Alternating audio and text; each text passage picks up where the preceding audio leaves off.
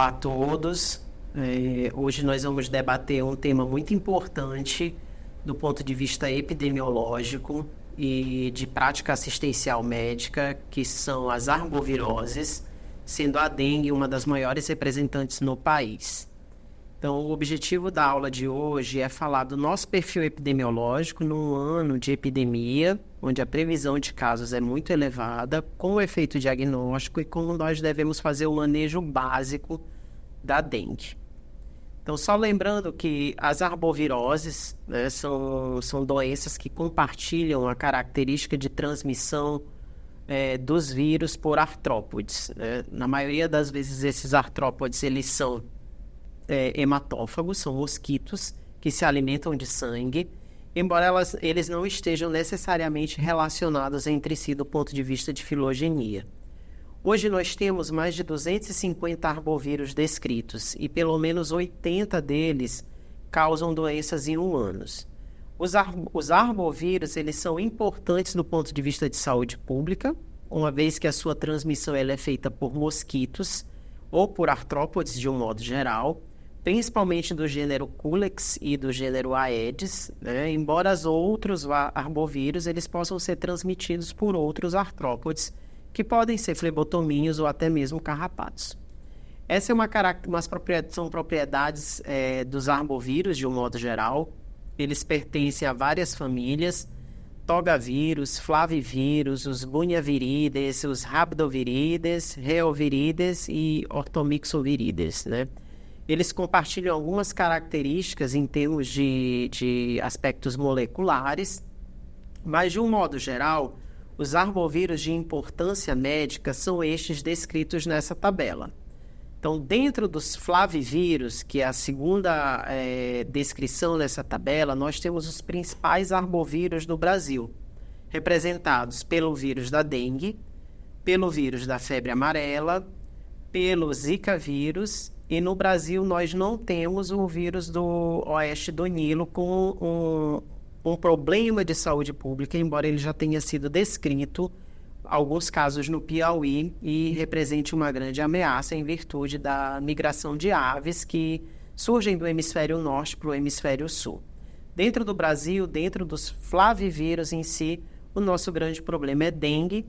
Zika representou um grande problema em virtude do comportamento maligno nas gestantes, onde nós tivemos uma epidemia de microcefalia, e a febre amarela, que é o vírus que acompanha aí a região amazônica, mas causando alguns surtos em determinados períodos, como já aconteceu recentemente no Sudeste, nos anos de 2017 e 2018, em especial no estado de São Paulo, com aquela chuva de casos de febre amarela. Além dos flavivírus, nós temos os togavírus, onde o chikungunya é o principal representante, e nós temos também o maiaro em circulação no Brasil. E dentro dos bunhavirides, dos ortomixovírus, aliás, nós temos o oropouche, que é um outro vírus que tem uma representatividade no Brasil. Então, de um modo geral, nós temos no Brasil dengue, zika, chikungunya, febre amarela, alguns casos de oeste do Nilo no estado do Piauí e a circulação de maiaro e oropouche em alguns estados, mas que também podem estar subdiagnosticados. Essas são as principais arboviroses mais prevalentes por ano, né? Que são dengue, zika, chikungunya, febre amarela, são dados mundiais, a encefalite japonesa, que nós não temos no Brasil, e o vírus do oeste do Nilo ou do Nilo Ocidental, que representa um grande problema de saúde pública na América do Norte, especialmente nos Estados Unidos, mas no Brasil ainda são pouquíssimos casos relatados e estudados. Esse é o mapa da dengue, disponível no site do CDC. Como vocês podem ver, a dengue está distribuída no cinturão tropical e em alguns países das regiões subtropicais, mas vejam que dentro da América Latina, praticamente toda a América Latina está representada com uma grande quantidade de casos, a África e o Sudeste Asiático, que se estende desde a Índia, Bangladesh, até a região de Laos, Camboja e o Vietnã.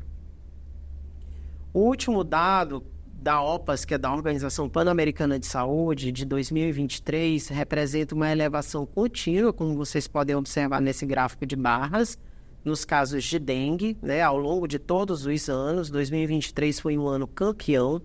Como vocês podem ver, foram 4.500.000 casos no total, porém, com quase 2 milhões de casos confirmados e um pouco mais que 2.200 mortes documentadas por dengue.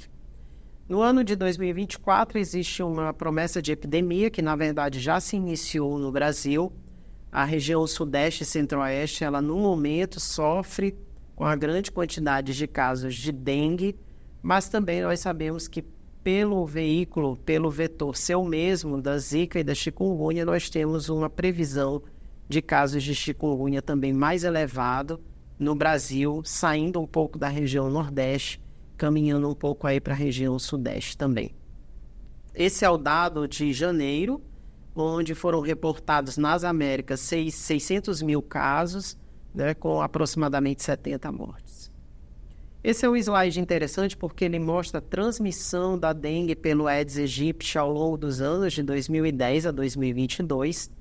Vejam que o Brasil ele está repleto está povoado pelo Aedes aegypti, e alguns poucos locais, especialmente também aqui na região do Maranhão, Piauí, na região norte da Bahia e um pouco no Ceará, você ainda tem poucos casos de transmissão, de hiperpopulação, de hiperproliferação do Aedes. Mas, de um modo geral, todo o país ele já se encontra tomado por este vetor e, portanto, nós podemos reportar casos dessas 3 arboviroses.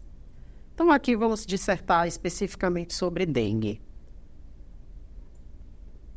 A dengue ela é representada por 4 sorotipos diferentes, dengue 1, 2, 3 e 4.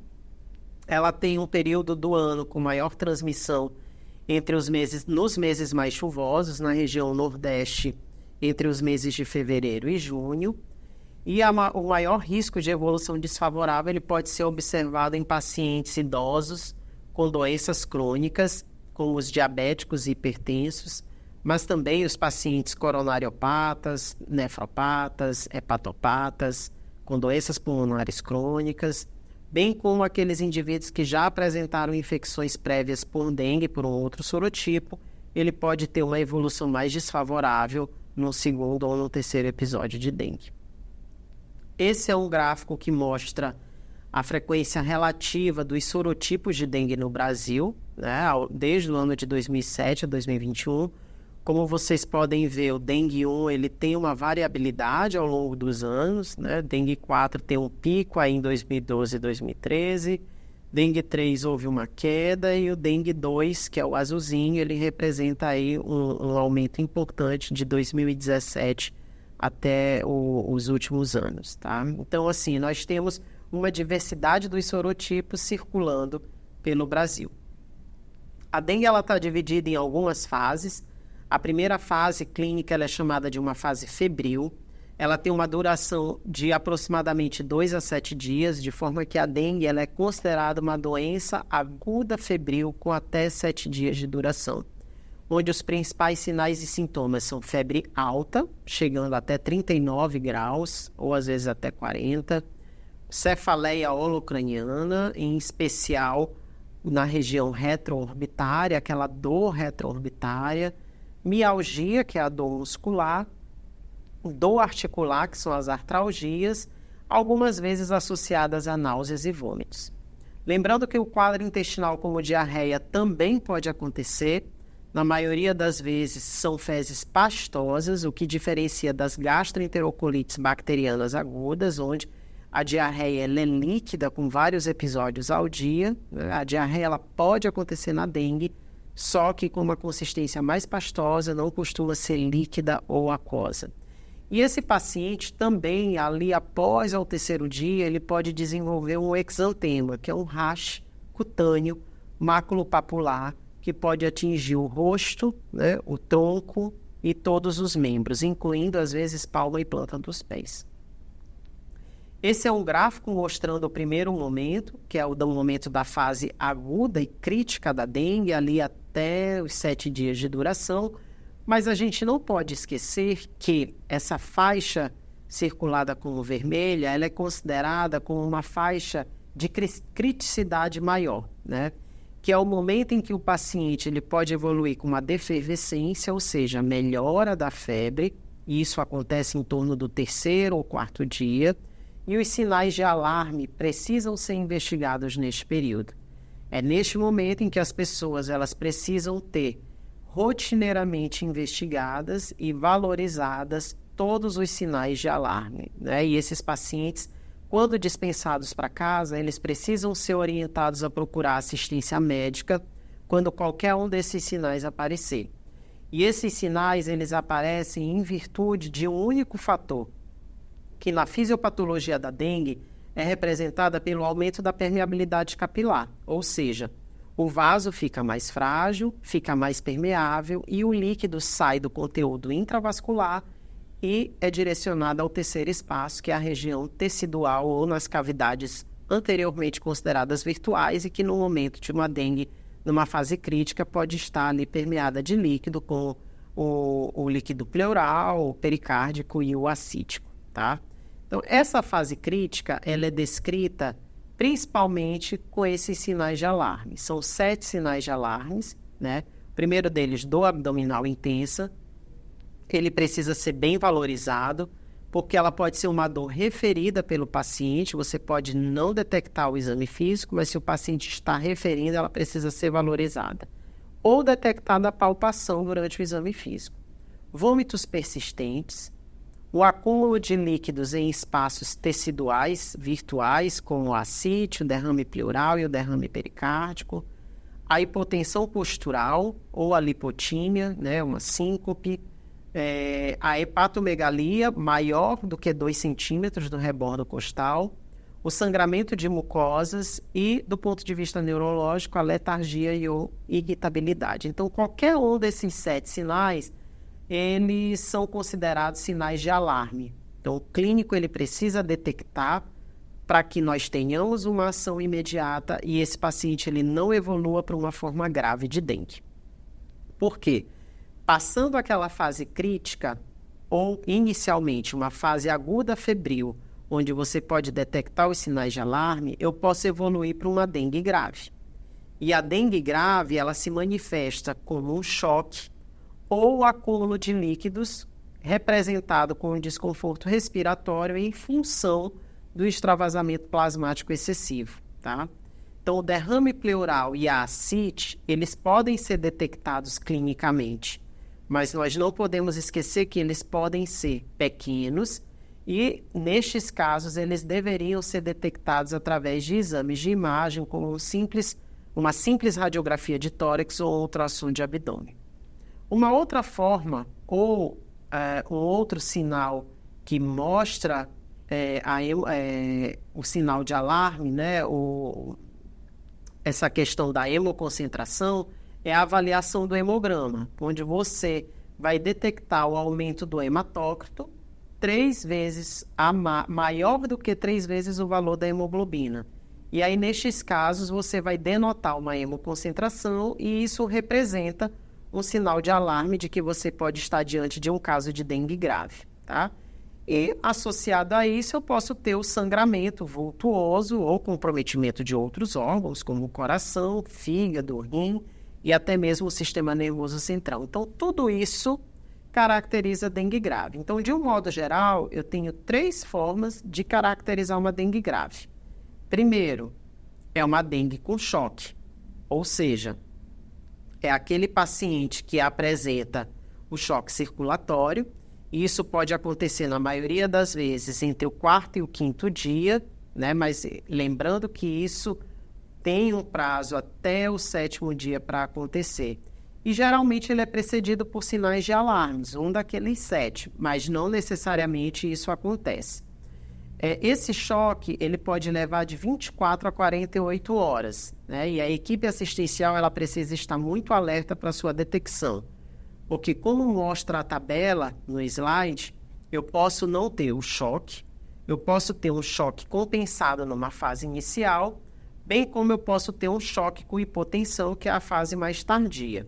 E algumas variáveis precisam ser analisadas, como, por exemplo, o nível de consciência, o enchimento capilar, a análise das extremidades que podem ser frias ou muito frias, a intensidade do pulso periférico, se ele é filiforme ou não, a intensidade do pulso periférico, mais uma vez, o ritmo cardíaco, a pressão arterial média e a frequência respiratória. Então, a avaliação de todos esses dados, de todas essas variáveis, elas vão dizer se você tem um choque, se você não tem choque, se você tem um choque numa fase inicial ou se você tem um choque com hipotensão, que é uma fase mais tardia.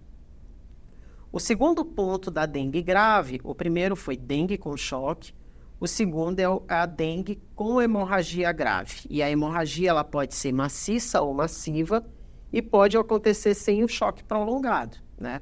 Na maioria das vezes, as hemorragias são demonstradas como hemorragias digestivas, são mais frequentes em indivíduos que apresentam úlceras pépticas, gastrites, bem como aqueles que fazem uso de anti-inflamatórios não hormonais, o AS ou os anticoagulantes, tá? E lembrando que as hemorragias elas podem não estar obrigatoriamente associadas com a baixa contagem de plaqueta ou com a hemoconcentração. E por último, dengue grave com disfunção grave de órgãos. E eu posso ter uma disfunção cardíaca, representada por uma miocardite, né? A disfunção hepática, onde os indivíduos podem apresentar elevação das transaminases superior a 10 vezes o limite superior de normalidade, bem como a alteração do coagulograma, como o tempo de protrombina, e as manifestações neurológicas, que podem ser representadas por irritabilidade, sonolência, convulsão, e os casos menos comuns, né, como a meningite e as encefalites. Então, de um modo geral, nós temos a primeira fase, que é uma fase aguda, febril da dengue. Eu posso ter uma fase onde os sinais de alarme eles são detectados e eu posso progredir para uma dengue grave. E lembrando que a dengue grave ela pode se manifestar em dengue com choque, dengue com hemorragias graves ou dengue com disfunção grave de órgãos.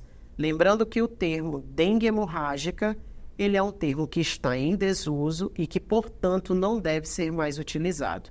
Ou você tem dengue numa fase inicial aguda, a dengue com evolução dos sinais de alarme e a dengue grave, que pode ser com choque, com hemorragias ou com disfunção grave de órgãos.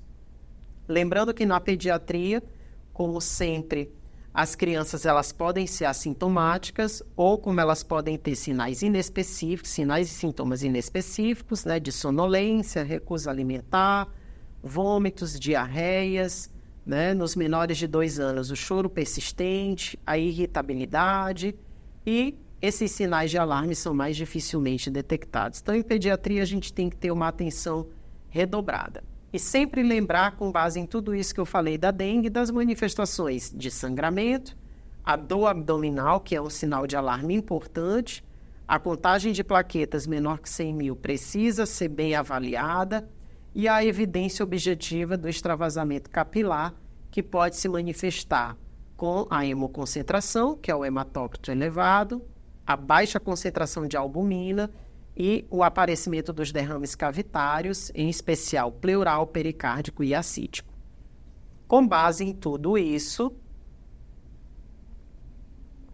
nós podemos classificar a dengue em 4 grupos. O grupo A, B, C ou D. O grupo A é aquele indivíduo que não tem sinal de alarme, não tem comorbidade, não faz parte de grupo de risco e não tem condição clínica especial. O grupo B é o indivíduo que não tem sinal de alarme, mas ele tem sangramento espontâneo de pele ou sangramento induzido da pele, como eu vou mostrar para vocês. O grupo C é qualquer paciente com dengue que apresenta um daqueles 7 sinais de alarme, né, que eu descrevi anteriormente. E o grupo D é o indivíduo que tem dengue com sinal de choque, sangramento grave ou disfunção grave de órgãos. Então, o grupo C é dengue com sinal de alarme, o grupo D é dengue grave. O grupo A é o indivíduo sem nenhuma comorbidade, sem sinal de alarme, e o grupo B diferencia-se do grupo A pela presença do sangramento cutâneo, que pode ser espontaneamente mostrada pelo paciente, ou eu posso induzi-lo através da pesquisa da prova do laço. A importância da prova do laço, ela é tamanha, pois ela tira o indivíduo do grupo A e transforma-o em grupo B, caso ela seja positiva. E é o indivíduo que eu tenho que ter uma atenção redobrada, porque ele pode evoluir com uma dengue grave. A prova do laço é uma prova um pouco chata de ser realizada. Eu pus aqui o descritivo, onde eu vou pegar e realizar o valor médio de pressão arterial sistólica e diastólica, vou inflar o manguito, mantendo por 5 minutos em adultos e 3 minutos em crianças, orientar o paciente que isso pode provocar formigamento e cianose de extremidades. Após a realização de inflar o manguito por 5 minutos, nesse valor médio, eu demarco uma área abaixo da prega cubital de 2,5 por 2,5 centímetros e conto a quantidade de petequias que se formaram. Se for mais que 20 petequias no adulto, é uma prova do laço positiva. Se for mais que 10 petequias em crianças, é uma prova do laço positiva. 20 para adulto, 10 para crianças, né? Então, aqui é um descritivo, né? Você infla o manguito no valor médio de pressão arterial sistólica e diastólica, demarca a área de 2,5 por 2,5 abaixo da prega cubital e conta a quantidade de petequias. Na dengue, durante a avaliação laboratorial, é importante nós pedirmos estes exames, onde eu vou avaliar no hemograma completo a hemoconcentração, hemoglobina e hematócrito. Vou avaliar a quantidade de plaquetas também. Avalio função renal com uma creatinina, a atividade hepática com transaminases e a dosagem de albumina, tá? E o coagulograma, onde eu avalio em especial o RNI ou INR. Para os indivíduos que internam numa situação de saúde pública alarmante, é importante nós pedirmos pelo menos um raio-x de tórax, uma radiografia de tórax, onde eu vou avaliar derrame pleural, avaliar o seio costofrênico e o cardiofrênico, e o ultrassom de abdômen para detecção de ascite, que não pôde, porventura, ser detectada durante o exame físico. Quem eu devo internar? Paciente sempre com sinais de alarme ou de choque, sangramento grave ou comprometimento grave de órgãos. Então, assim, grupo C e D, eu vou internar para fazer o tratamento que é baseado em hidratação. Agora, aqueles indivíduos que têm recusa de ingestão de alimentos e líquidos e que não vai conseguir fazer a hidratação via oral em casa, ele merece uma atenção para internação hospitalar. Quem tem comprometimento respiratório, dor torácica, dificuldade de respirar, precisa ser internado. Quem não consegue retornar à unidade de saúde para refazer o exame ou ser reavaliado, também merece uma avaliação de perto dentro do hospital. Quem tem a comorbidade descompensada, como diabético, hipertenso, insuficiência cardíaca, critério de internação. Plaquetas em queda progressiva ou pacientes que têm manifestações hemorrágicas. Idosos ou aquele paciente que, do ponto de vista clínico, você julgue que mereça uma atenção intra-hospitalar. Aqui eu trago 2 informações importantes. Primeiro, a plaquetopenia não constitui necessariamente um fator de risco de sangramento em paciente com suspeita de dengue. Mas, obviamente, que a queda progressiva dessas plaquetas pode indicar a necessidade de um acompanhamento mais atento. Então, alguns pacientes que apresentam queda progressiva, você precisa, às vezes, internar. E lembrando que a leucopenia faz parte da doença. À medida que o leucócito vai caindo, você não precisa fazer fator estimulante de granulócito.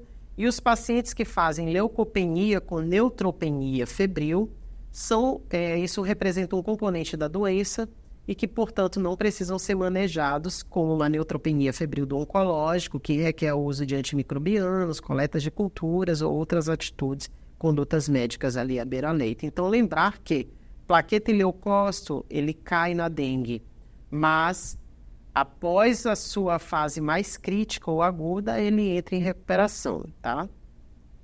Como eu faço o diagnóstico de dengue? Eu tenho métodos diretos, que são baseados na detecção do vírus, e aí eu tenho a cultura de vírus em meio laboratorial específico, que não está disponível na rotina, ou a detecção do vírus com um método que é o RT-PCR, que é biologia molecular. Esse exame ele não está disponível na rotina, ele está disponível em laboratórios privados, porém, dentro dos laboratórios de saúde pública, ele também pode ser realizado em situações mais específicas. Não é para todo paciente que eu vou conseguir fazer o PCR de dengue, tá? E lembrando que ele é detectado durante a fase virêmica, até os 5 primeiros dias. A partir daí, eu posso ter um método de diagnóstico indireto, que é através da detecção de anticorpos. E dentro da dengue, eu tenho 2 tipos de anticorpos. O primeiro, que é o ELISA NS1 reagente, tá? Ou dengue NS1, e ele é positivo até o 5º dia de doença. Porém, a partir do 6º dia de doença, eu não tenho a detecção do NS1, eu tenho a detecção de IgM de dengue. Então, de uma forma muito simples, até o 5º dia você pede dengue NS1, após o 5º dia você pede dengue IgM, perfeito? E assim nós fazemos o diagnóstico da doença. Depois que você faz o diagnóstico de dengue, você precisa responder umas perguntas com base em tudo aquilo que eu falei. É um caso de dengue? Se sim, em que fase ele se encontra? Ele está na fase febril inicial, ele está numa fase crítica, onde você detecta sinais de alarme, ou ele está se recuperando? Tem sinal de alarme? Qual é o estado hemodinâmico desse paciente de hidratação? Ele está em choque? Existem condições pré-existentes com maior risco de gravidade? E em qual grupo de estadiamento esse paciente se encontra? Ele é categoria ou grupo A, B, C ou D? Então, se você conseguir responder todas essas perguntas, você tem um direcionamento para a conduta terapêutica do cliente, tá? Lembrando que o tratamento da dengue, ele está baseado principalmente na reposição volêmica adequada.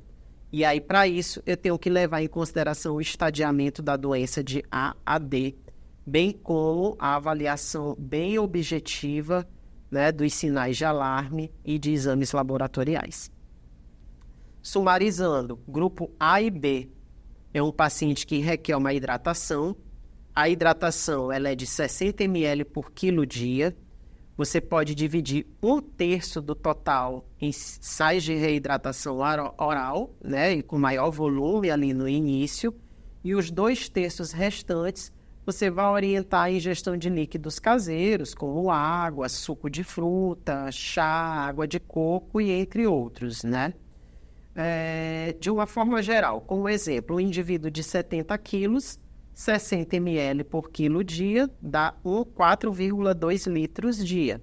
E aí eu vou dividir, né, nas primeiras 4 a 6 horas, 1,4 litros, e os demais 2,8 litros estão destinados nos outros períodos, tá?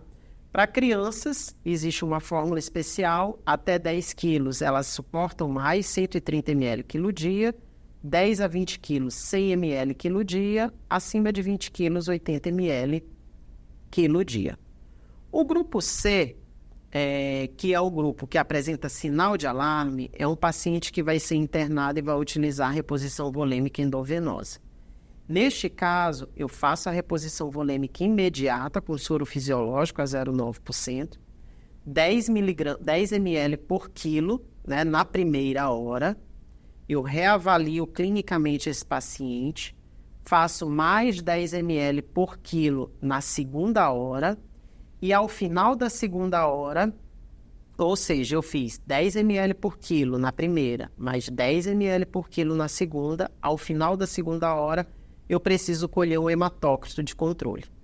Se esse hematócrito tiver adequado, você tiver melhora da hemoconcentração, ok, a gente passa para uma fase de manutenção. Se esse indivíduo ainda mantiver hemoconcentração, eu posso fazer essa fase de expansão de 10 ml por quilo por até 3 vezes. Ou seja, eu posso fazer na terceira hora, na quarta hora e na quinta hora, quando eu reavalio com uma segunda dosagem de hematócrito.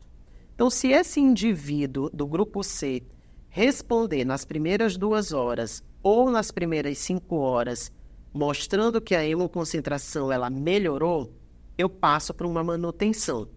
E essa manutenção ela é representada por uma primeira fase com 25 ml quilo em 6 horas, seguida por 25 ml quilo em outras 8 horas. Se esse indivíduo não evoluiu bem com a hidratação inicial nas 2 ou 5 primeiras horas, eu considero ele como um grupo de conduta para o grupo D, que é o grupo dos indivíduos que apresentam choque.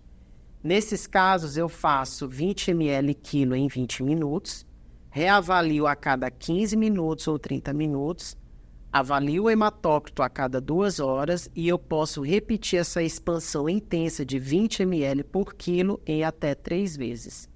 Se ele tiver melhora, ele volta para a conduta do grupo C.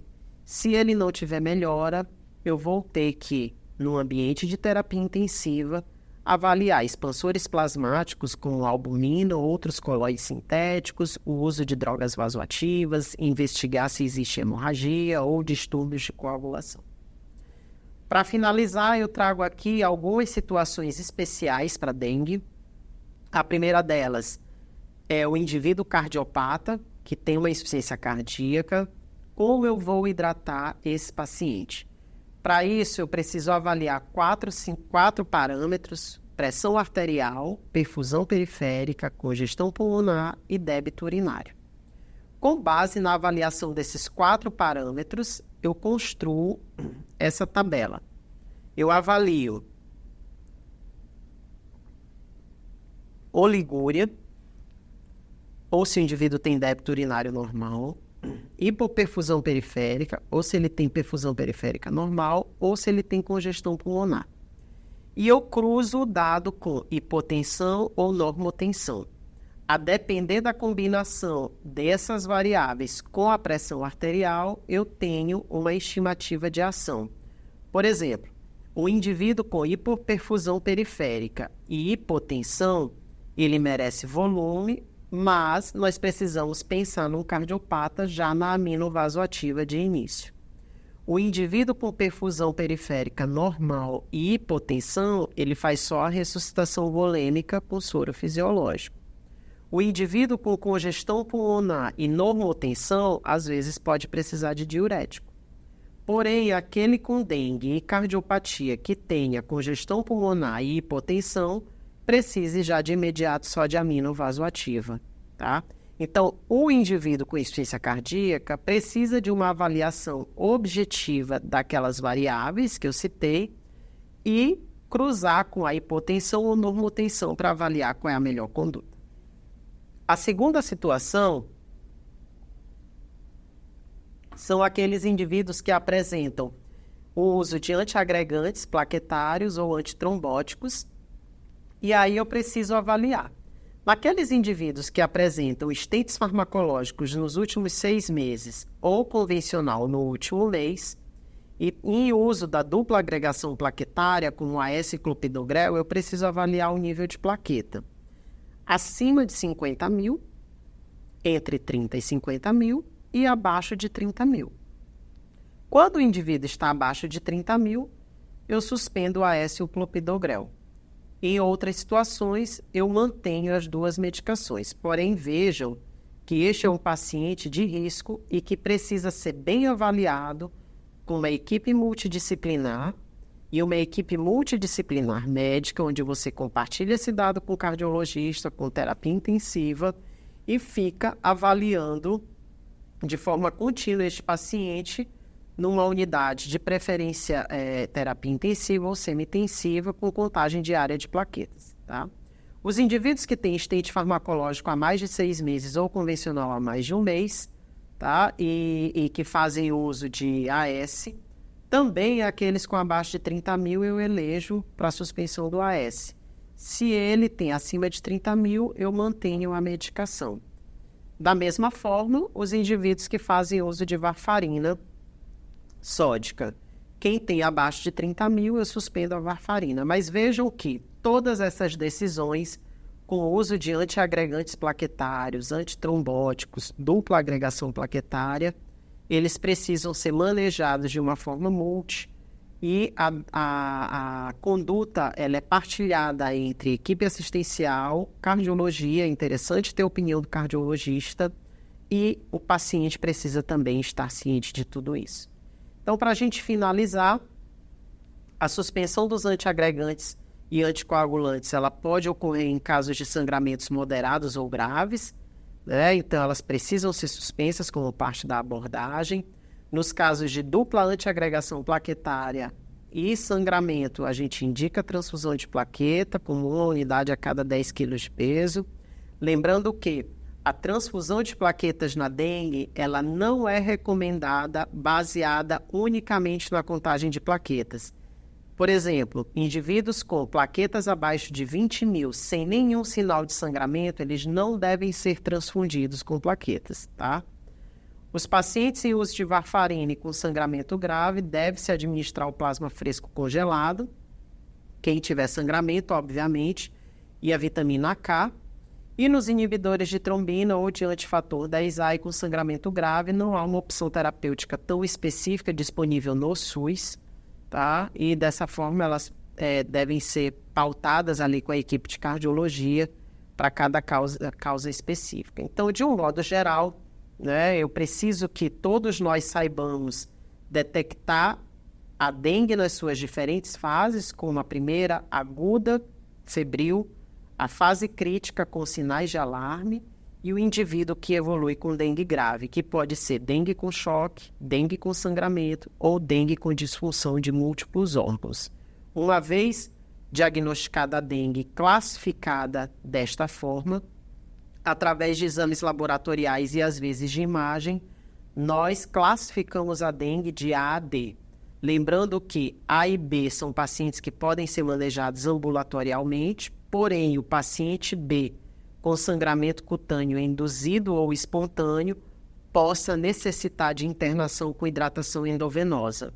O grupo C é qualquer dengue com sinal de alarme que precisa de hidratação endovenosa. E o grupo D é o paciente com choque que precisa ser manejado em terapia intensiva, tá?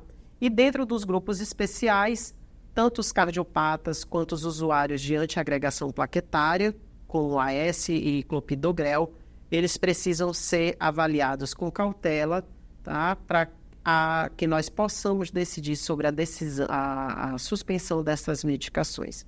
Então, era isso que eu gostaria de apresentar para vocês, né? Eu convoco para que façam a leitura do Manual do Ministério da Saúde, que está referenciado em grande parte da aula, com o diagnóstico e manejo clínico de 2024. E é isso, muito obrigado.